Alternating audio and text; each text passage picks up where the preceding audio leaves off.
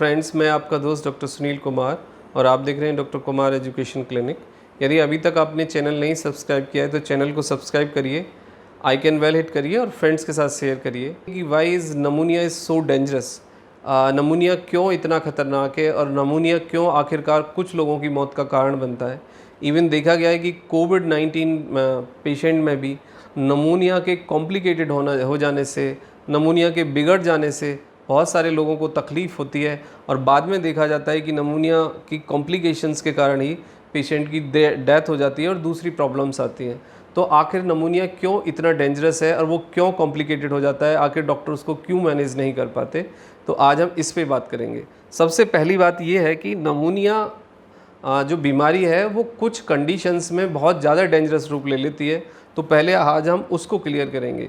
यदि आप स्मोक करते हैं, यदि आपको अस्थमा है, यदि आपको ब्रोंकाइटिस है, आपको यदि डायबिटीज़ है, आपको यदि ब्लड प्रेशर है और यदि आपकी कोई जेनेटिक हिस्ट्री है अबाउट द रेस्पिरेटरी इन्फेक्शन, तो फिर नमूनिया आपके लिए जानलेवा हो सकता है। यदि आप इस किसी कैटेगरी में यदि आप आते हैं तो आपको अलर्ट होने की ज़रूरत है, आपको सावधान होने की ज़रूरत है।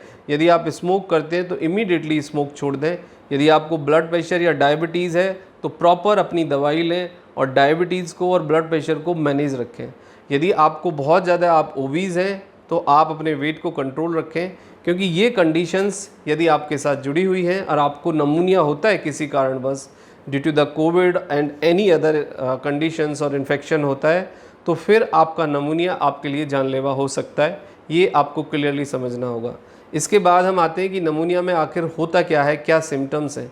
नमूनिया एक आपके रेस्पिरेटरी सिस्टम का यानी लंग्स का एक इन्फेक्शन है, जिसमें कि आपके जो लंग्स हैं प्रॉपरली चपेट में आते हैं और उनकी फंक्शनिंग ड्रामेटिकली चेंज हो जाती है और जो म्यूकस है यानी जो पस फॉर्मेशन है उसको डिज़ोल्व ना कर पाना और प्रॉपरली म्यूकस का बाहर ना निकल पाना नमूनिया में एक बहुत बड़ी कॉम्प्लिकेटेड कंडीशंस होती है।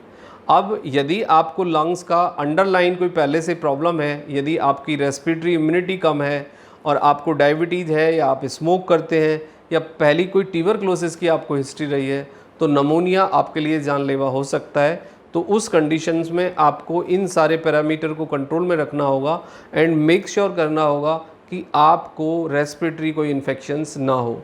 कई बार देखा यह जाता है कि हम नमूनिया को केवल एक कफ एंड कोल्ड मानकर छोड़ देते हैं, उसको हम फॉलो नहीं करते गाइडलाइन को। कई बार लोगों को खांसी होती है, बुखार आता है, तो उनको लगता है नॉर्मल कफ एंड कोल्ड है, खांसी है, बुखार है, चला जाएगा। लेकिन यदि आपका कफ, आपका fever more than 3 days persist कर रहा है कंटिन्यूसली और आपको फीवर आने के साथ, कफिंग के साथ आपको ठंड लगती है, आपको चेस्ट में जकड़न है, चेस्ट में कंजेशन है, तो फिर आपको नमूनिया हो सकता है। आपको इमीडिएटली डॉक्टर को रीच करने की ज़रूरत है। आपको कफिंग होगा, आपको ठंड लगेगी, आपको फीवर आएगा, आपको घबराहट बेचैनी होगी और आपको ब्रीथ को काफ़ी खींच के लेना पड़ेगा, यानी ब्रीथ को कंप्लीट करने के लिए आपको काफ़ी काम करना पड़ेगा। आपको कई बार स्वेटिंग भी होती है और कई बार घबराहट भी होती है, लेकिन कई बार ये साइलेंट भी होता है कि लोगों को उस तरह से एक्टिव सिम्टम्स नहीं आते।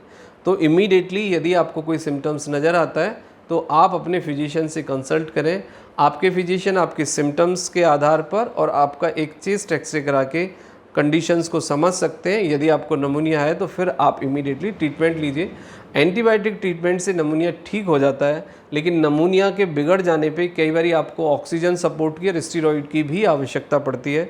इसलिए नमूनिया को नेगलेक्ट करना या अवॉइड करना सिम्टम्स को आपके जीवन के लिए ख़तरनाक हो सकता है। कॉम्प्लिकेशंस यही आती हैं कि यदि रेस्पिरेटरी सिस्टम आपका यदि बीमार हो गया है तो फिर आपके बॉडी में जो ऑक्सीजन है, यानी बॉडी पूरी हमारी होल बॉडी ऑक्सीजन के लिए हमारे रेस्पिरेटरी सिस्टम पे, लंग्स पे ही डिपेंडेंट करती है। यदि आपके लंग्स ख़राब हैं तो फिर आपका टोटल ऑक्सीजन का जो लेवल है ब्लड के लेवल पे वो कम हो सकता है और आपको दूसरे ऑर्गन्स में भी प्रॉब्लम आ सकता है, तो फिर आपको ऑक्सीजन सपोर्ट की ज़रूरत पड़ेगी।